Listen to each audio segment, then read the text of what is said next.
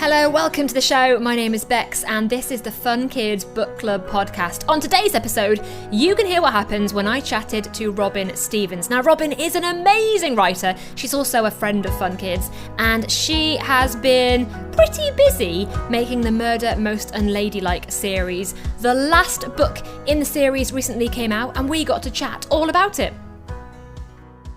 So I am joined today by the author Robin Stevens. Hey Robin. Hey Bex, I'm so glad to be with you. To be honest, it feels right that we're speaking like this because you've been in the Fun Kids studio so many times. To have not spoken to you for such a long time, I'm glad that we're finally doing this. I know. I wish I could be with there in person, but this is a nice substitute, I think. And I get to see your study. Well, yeah, my dad's many filing system in the background. It's an interesting combination of that, and then there's a lot of mess down here and some toys and puppets, and it's a whole thing.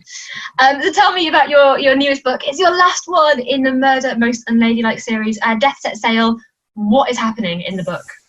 So, yeah, Death Set Sail is the final Murder Most Unladylike Mysteries novel and is a big send-off for the series. Daisy and Hazel have gone to Egypt to see their friend Amina, to have Christmas in Egypt, and they go on the Nile on a cruise ship with their friends Alexander and George and Hazel's family, so a lot of familiar and friendly characters, hopefully. And they're also there with a mysterious cult, a mysterious and slightly dangerous-seeming cult, and the cult leader is a woman who everybody seems to have reasons to hate, and then one morning she is discovered dead in her cabin. And Daisy and Hazel are pitched into another very exciting murder mystery to solve. Now they think that it's just going to be another one of their many murder mysteries, but this crime becomes more personal than almost any other crime they've solved and much more dangerous because this is a mystery that one of the detective society will not come home from. So tensions are very high and it's a book I'm really proud of writing and very excited for everyone to read. How can you just drop that bit in there and then expect people to not lose their mind?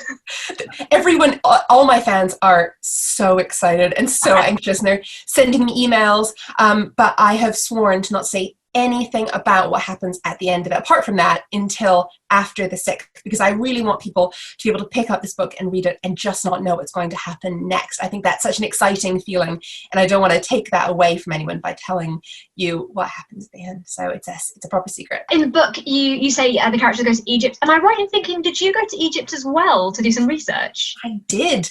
So I went as a teenager. I went when I was a couple of years older than Daisy and Hazel are in this book, but I needed a bit of a refresher, and so in January this year, I went on the Nile. I went on a cruise ship fairly similar to what Daisy and Hazel would have been on, and I basically went to all the places they go in the book, and it was the most amazing experience. And I'd written the first draft before I went, and I thought I remembered Egypt, and I thought I remembered how it felt to be there and what it looked like.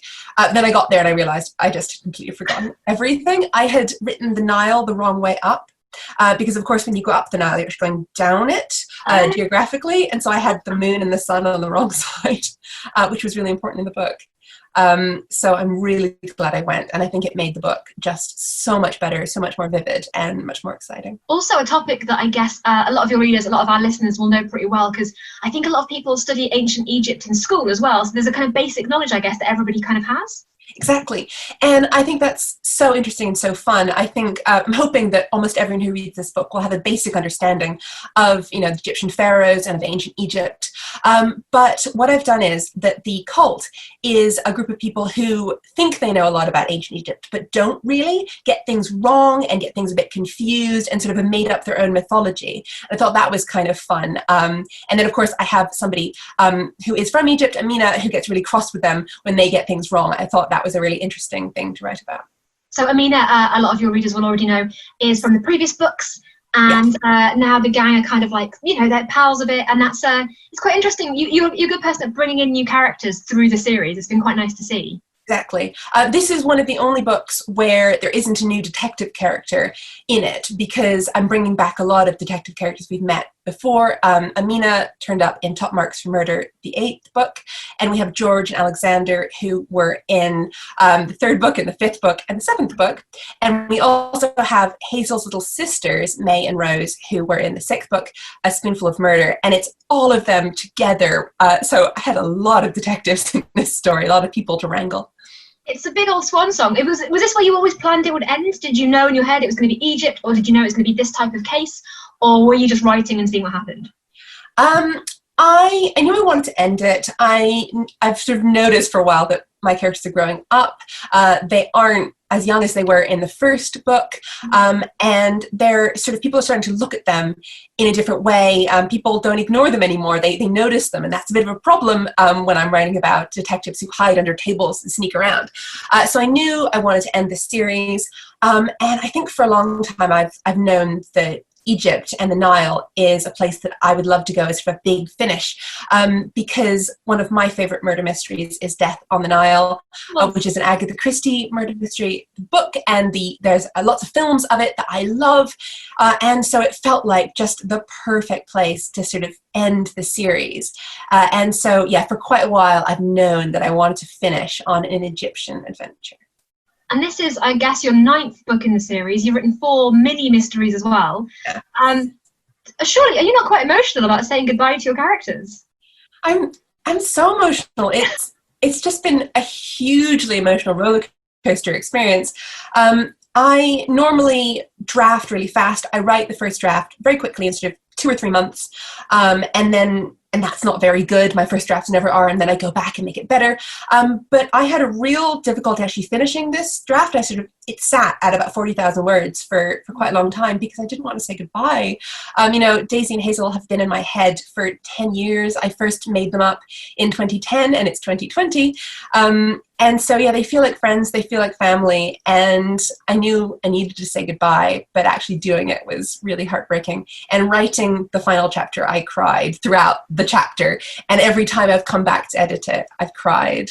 And so, yeah, you're in for a lot of emotions when you read this book. Bring tissues, I would say. I bet your readers as well will obviously be thrilled, because I think one of the really great things that your books do is you don't kind of keep your characters in the same place and the same age. I think it's so nice that you have been brave enough to kind of age them, because it gives variety and it's really exciting, and that is true to life. That is what happens. Exactly. I guess a lot of your readers will have grown up with the characters as well, so it is a big emotional goodbye. I know, it's huge. I mean, I have so many readers who started reading when they were 10, 11, and now they're 15, 16. And so the books have grown up with them. And that's one of the things I really wanted to do. I wanted to write about my characters getting older and all the ways you change your interests, you change the way you relate to your friends, you change the person you are when you're that age. And I really wanted to write that. And I've been really pleased to hear from my fans that they've been able to kind of connect their own growing up to Daisy and Hazel's. And do you think, will we ever see Daisy and Hazel again in the future as proper grown-ups? I don't know, but I do know that you will see another one of the characters who appears in Death Set Sail in the future. I am writing a new series. I'm writing a series set in World War II, and it's called The Ministry of Unladylike Activity, and it stars May Wong, Hazel's little sister, and 2 of her friends who are completely new characters, and they are yet to be revealed. We want to reveal them a little closer to publication, which is going to be in 2022, so 2 years to wait.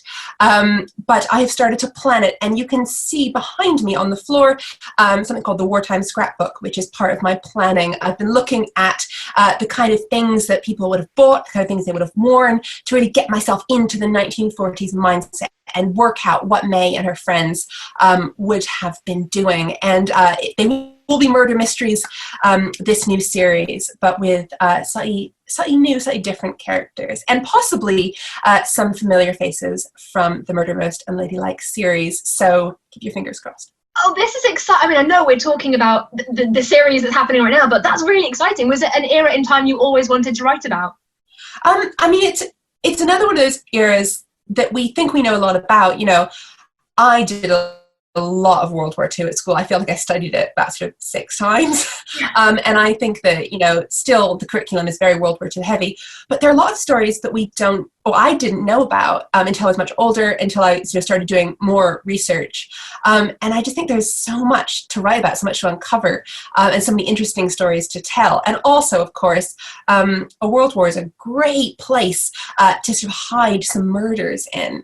I think it's just the perfect setting for my books, I think. And I'm really excited to dive in. It must slightly take away the edge of pain from losing one series. At least you've got another thing to concentrate on and a place to kind of go between the two. You can bring back some characters every now and again. Exactly. And it is so nice to be able to go back to that world, because it's a world that, I created as sort of a comfort for myself, as somewhere to go sort of hide in. And it's really nice to be able to go back there and see my characters and sort of create new stories about them. Oh, that's so exciting. I'm so happy for you. I'm genuinely chuffing. But now, because it's the last book, I thought we'd do a little, just a few questions, just to see, looking back on the whole series, just to get your thoughts on them. So don't worry, no stress on this one, but I thought I'd ask you a few questions. So, for example, who is your favourite character who's not Hazel or Daisy? I think that almost all of them are my favorite characters. I love Beanie, I love Alexander, but I think the character who I really loved and sort of turned into a main character and wasn't really meant to be is George, because he was mentioned in First Class Murder, the 3rd book, and then he turns up in Mistletoe and Murder, the 5th, and the minute he turned up, I knew that sometimes characters just leap off the page and you just know them and you just feel like this is a real person. And I really felt that with George. He's a very forceful character. And he's been in a lot more books than I thought he was going to, because I just like him so much. I like Alexander. George. George, okay. What was your, I've put worst murder, but I mean kind of like the most brutal murder, or the one that you were a bit scared of writing even? I do get scared when I write all of my murders, and I write all of the sort of frightening scenes. I feel like I'm there with Daisy and Hazel in it. Upsets me. I think the murder that I sort of come back to, and fans come back to a lot as one that's both gruesome and quite like emotionally taxing, is the one in Arsenic for Tea. That's quite an upsetting one. Also, I think the one in A Spoonful of Murder. That's another one that I think is quite sad, and I always feel sympathy for my victims, but that's one that I really do feel sympathy for the victims. So, but my favorite bit isn't writing the murder. My favorite bit is writing the solution to the murder. Sure. What was your favorite location? Now, you've been to lots of different places. You've been in a theatre, you've been on train. Where's your favorite place to write about?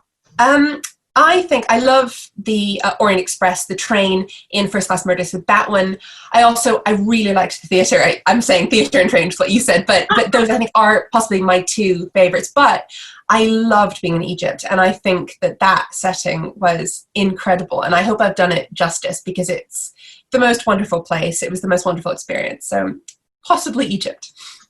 Well, good answer for this. Let's face it. What was the most difficult book to write? They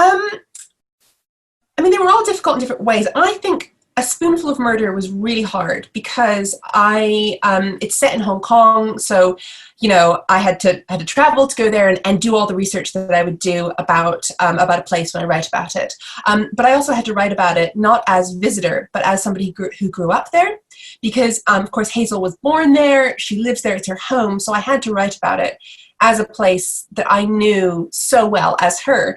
And of course, it's not a place I know so well. I've been twice. I have a lot of friends who are from there, but I didn't grow up there. So that was really hard. And I did a huge amount of research and a huge amount of interviews with people. And I got the book read by a lot of different people to make sure that I was getting that sense of home in there for Hong Kong and for Hazel.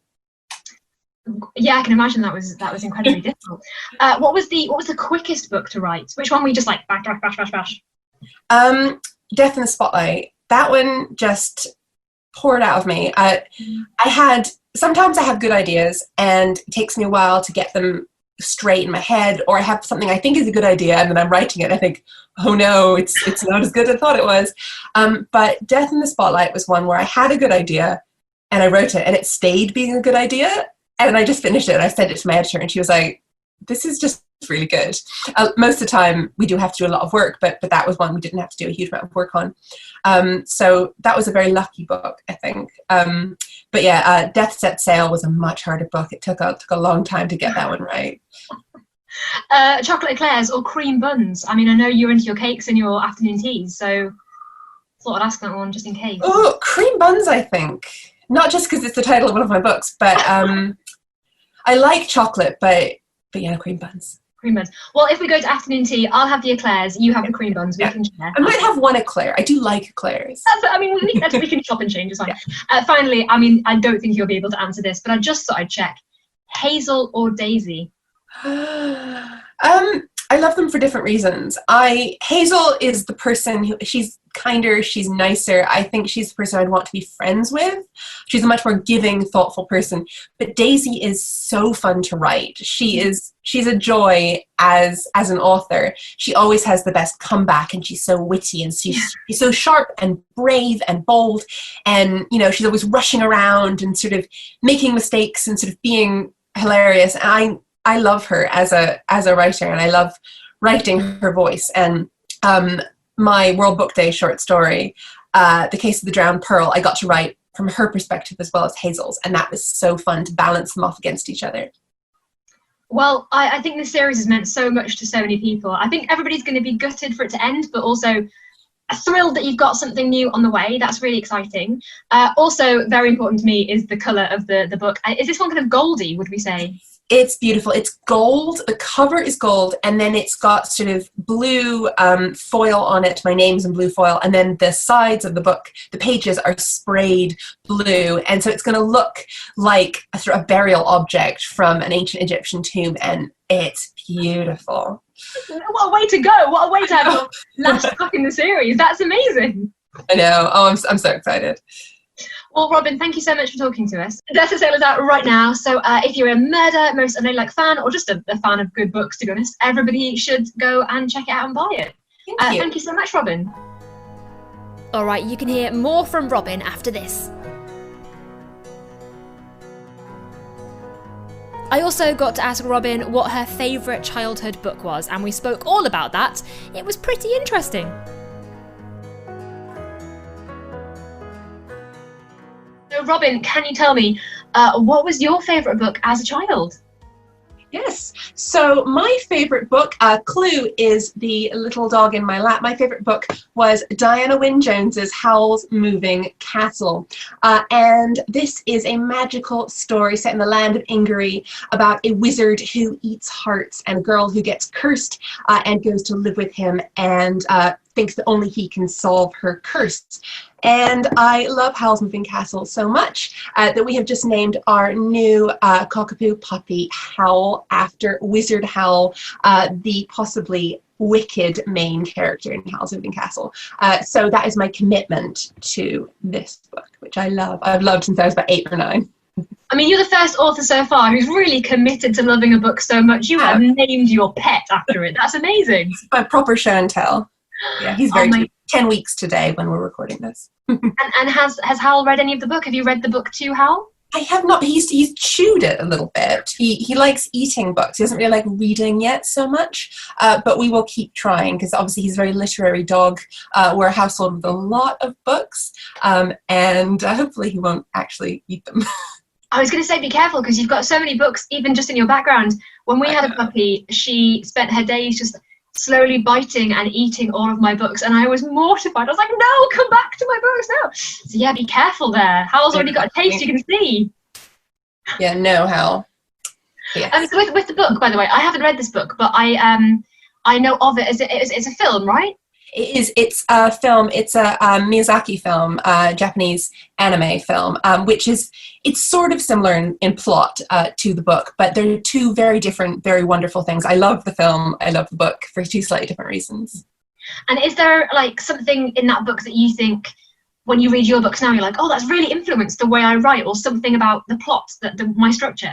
Yeah, I think so. I mean, she obviously writes about magic and witches and wizards, and my books are all set in the past, but in our own past. But I think that her characterization is something that I have sort of used. It's really influenced me. I really feel like all of her books just feel completely real. The people feel like people you might meet. They feel like friends. They feel like family members. And I think that is her special genius. And that's something I really want to bring into my books. And I hope that my characters, Daisy and Hazel and their friends, feel real to my readers. And that was the feeling I got when I read Diana Wynne Jones books when I was younger. Oh, that's amazing. Well, thank you so much for telling us about your favourite book and for showing us Hal. And here's Hal, yes. And he's getting a little bit cranky, but yes. Well, I'll let him run away. I'll let him go and do his dog thing. Thank you so much for joining us, Hal. Thank you. Thanks so much. And if you want to hear a little bit from the book, well, you can right now.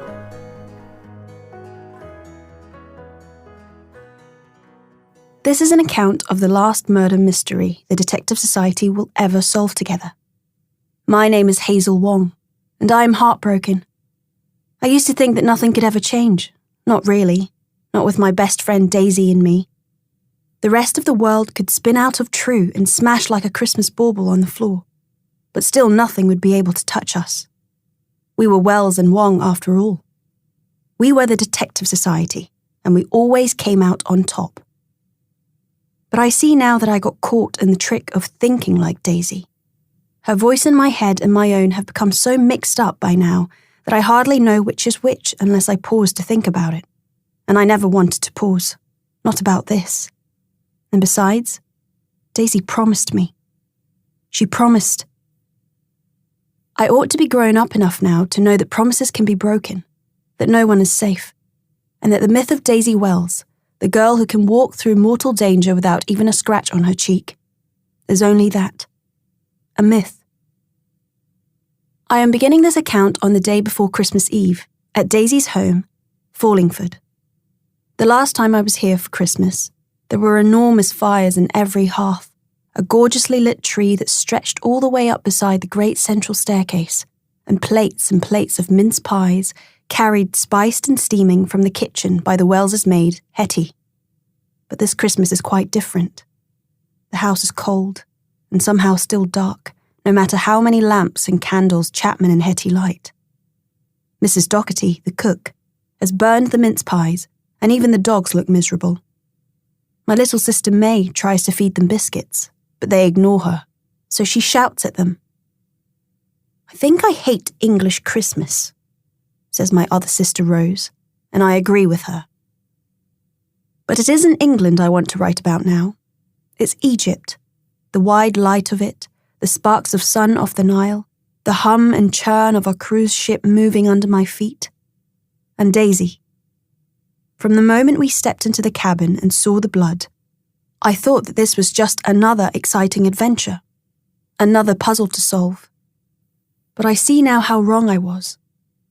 I have held off writing up this case, but now, finally, I want to go back over those last days. Our last murder mystery. To be with her again. Perhaps that way, I can bring Daisy back to life. Thank you so much to Robin for chatting to us at Fun Kids. We love her so much, and I can't wait to read the newest books in her next adventure series. If you've enjoyed this podcast, remember to rate, review, and subscribe. Also, go read a book, and we'll see you super soon. Bye!